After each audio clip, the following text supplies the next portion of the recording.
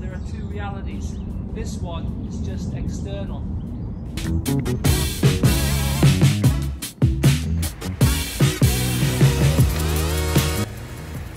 External reality is pretty regular, and we need it to be, because otherwise life would be way too confusing.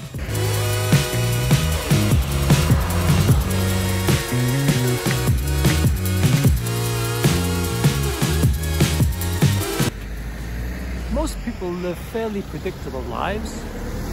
That's good, that's fine.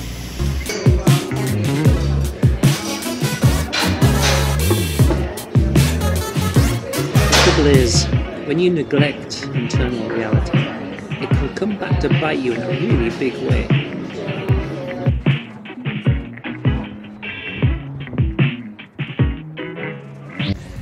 Okay, so there are two realities. All this stuff that's been going on is external reality, and of course internal reality is in here. All mental health problems are in internal reality.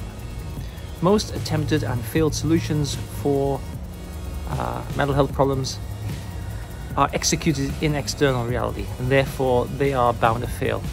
If you do an external reality action such as avoidance, such as staying home, staying in bed, protecting yourself, all of these things are completely wrong and counterproductive. Counterproductive in the sense that they make things worse. So the first step in really eradicating mental health problems is to recognize which reality they're in. Because if you're doing things in the wrong reality, it's never going to work. And I find the big gap in knowledge about mental health problems is that we don't really understand this distinction. We live, we go about our business, we do everyday stuff. Everybody does everyday stuff all of the time, and we neglect our internal reality until it comes back and gives us a catastrophe, like a panic attack. That's a brilliant example of internal reality screaming out, pay attention to me, because otherwise I'm going to give you a nightmare. So I've come indoors because it's a little bit warmer. Most people go about their lives and it's absolutely normal, it's absolutely regular in external reality. But in internal reality, all sorts of catastrophes happen. I never met a person who had a predictable first panic attack. It's always, yeah, I was driving down the motorway and then I had a panic attack. Yeah, I was sitting on the bus and then I had a panic attack. Yeah, I was lying in bed, then I had a panic attack. You're going about your business and all of a sudden catastrophe hits. Now, okay, that's done. There's nothing we can do about that. But what we can do is to not have another one. But to do that, we've got to recognize that the answer is hidden in plain sight in a way, because all mental health problems are located, focused, created and maintained in internal reality. If you do any sorts of stuff, and everyone does this, avoid going on motorways, avoid flying, avoid drinking, avoid crowds, avoid sitting in a row of seats where you're not at the end so you can't escape, avoid going into town, avoid certain foods. Everybody does this. Everybody avoids stuff in external reality because it gives the false impression, gives it kids you that you're doing something to keep yourself safe. It's more or less irrelevant.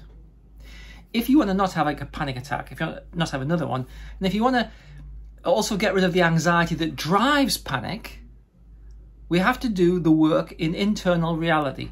So look, if someone came into your house and physically pointed a gun at you, you should feel fear. That's absolutely appropriate. Fear, therefore, is doing its job of making you like ready to fight or flee or prepare yourself for some catastrophic like external reality event. That's the role that fear has. Fear is extremely useful. You should be able to feel fear in that circumstance. But if you're sitting there imagining someone pointing a gun at you, you should not feel fear, because that is an inappropriate emotion because there's nothing you need to do. See, fear prepares you to do something. If you're lying in bed or sitting in a chair, imagining someone doing something, that you don't need the emotion of fear because there's nothing you can do. There's nothing you need to do because your imagination, your internal reality is creating an image or scenario. Now, the thing is, you've got such a good imagination. Your brain has a real hard job telling the difference between internal reality and external reality. So if you imagine all sorts of catastrophic things happening in internal reality, you're quite likely to get the emotion of fear, and that's what anxiety is. Anxiety is the emotion of fear without a threat. Now, I know it sounds obvious, or it sounds like it would sound obvious when I say it like this, but I swear to you, very few people understand this, which is why everyone suffers from anxiety, because they're kind of bemused, bewildered. Why am I anxious? Why am I still anxious? Well, because you're still creating internal reality threats and experiencing them as if they're external reality threats, as if someone's actually doing something terrible to you. They're not. Typically, the safest place you could be would be in bed. If you can have a panic attack in bed, obviously it feels like there's nowhere safe in the world, but also you can. It's just such an extreme example that you have to recognize that your brain is creating these experiences for you. So I want to offer you a kind of a tool that I always use. It always works, and it's a really good way to start to recalibrate your experience, because you might say, yeah, I get you. I understand everything you've said, but I still feel it. Well, of course you do, because you've been practicing being anxious. And by practicing, I mean you've been practicing accepting that the feelings that you have, the emotions that you have, legitimately and accurately reflect your experience. They don't. They're a mistake. Your brain is making a mistake in giving you the experience of fear if you're sitting in a chair, imagining something, lying in bed, or just going about your everyday business, just going about around the shops or whatever. You should not feel anxious, and you definitely shouldn't feel the stronger emotion of fear, which often feels like panic. So look, there are two realities: external reality, internal reality. In external reality, assuming you're not doing anything like really weird, like tightrope warping or anything, you are as safe as me. In external reality, you are safe. In internal reality, you don't feel safe. So let me just back up a little bit. You are safe, but you don't feel safe. What's our problem? Our problem is that your brain is not adequately calibrated to external reality. Because of practice and because of just like giving such a lot of focus on it, your brain believes that you need to have the emotion of fear to survive. Yeah, but there's nothing you need to do because you're not actually at threat. It's a massive mistake. So what we need to do is to recalibrate your brain to recognize you are safe, and that the feeling of being unsafe, which is the cause of your anxiety, is completely wrong. And so there's a very simple tool that I developed many years ago. I've used it hundreds upon hundreds of times. It always works. It's this, right? I am safer than I feel I am. That's it. Now, you've got to go, okay, is that true? Are you safer than you feel? I would typically go, okay, right, say I feel safe. I feel safe, right? How true does that feel? 0? It's not at all true. 7 is completely true. Sitting there, or wherever you are, say to yourself, I feel safe.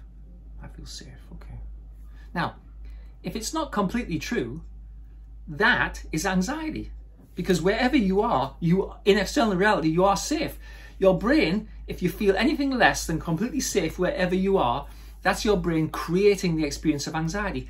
I am safe, I don't feel safe, therefore I am safer than I feel I am. So we need to, once you've recognized that that's true, right? We need to recalibrate your brain. So we need to make your emotions move to be more in line with reality. And I do this with my clients all the time. Say this: I am safer than I feel I am. Say it under your breath, move your mouth, hear it, think it. I'm safer than I feel I am. Dead simple, right? Now, if you practice this like this, say, I am safer than I feel I am, I'm safer than I feel I am, 10 repetitions in a set, and we do 20 sets a day, that's 200 repetitions. Now, over a period of a week, your emotions and your feeling of safety will change. If you do that little homework which I've just described, you will feel, after a week, you will feel safer. I think it's unlikely that you'll eradicate anxiety because this is just a component of the anxiety experience, but you will feel safer and you will have taken a substantial step along the path, because you'll have started to recalibrate your brain. But more importantly, I want you to recognize that your anxiety, your panic, is an internal reality problem. And now, if you do this homework, you're doing an internal reality solution. You're recalibrating your brain to be less devoted or less attached to catastrophic imaginations and more attached to external reality. And in external reality, very little happens.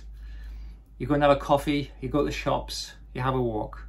That's external reality. You come home, you go out, you do work.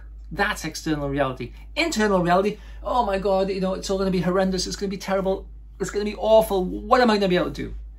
Yeah, no, that's fantasy. I hope you find this interesting and useful. If you do the homework, it always works. If you don't do the homework, it's rubbish, that's useless, that's too easy. If you don't do the homework, it won't work. So there are two components, right? We're setting up a conflict now between your external reality and your internal reality. And I want your brain to recognize that these are not the same. And secondly, we're recalibrating your internal reality to be more in line with external reality. Because in fairness, in external reality, pretty regular, not much happens. Fairly ordinary, actually. Let me know how you get on, leave comments. Please like this video if you like it. Please subscribe to my channel. Thanks for taking the time to watch and listen. Can I just look in your mirror, please? Thank you. Yeah. Thank you. I'm making a video. So I just want to look at myself in the video.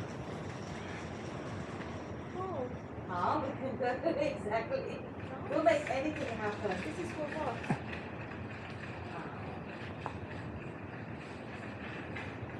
Oh, nice. Hello. This is for what? YouTube. So. You YouTuber? Yes. I know I'm a bit old, but psychology. I'm a psychologist. So I'm trying to make things a bit more interesting. That's good. Yeah. Very nice. Thank you.